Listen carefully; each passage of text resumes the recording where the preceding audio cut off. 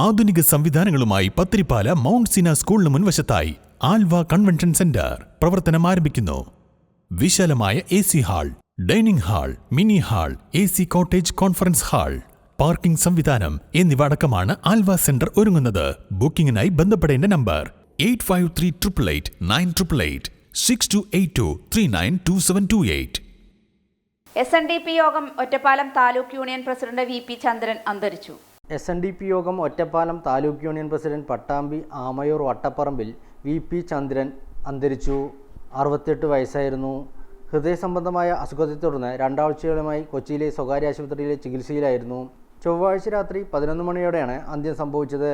18 വർഷമായി ഒറ്റപ്പാലം പട്ടാമ്പി താലൂക്ക് ഉൾപ്പെടുന്ന ഒറ്റപ്പാലം താലൂക്ക് യൂണിയൻ പ്രസിഡന്റാണ്.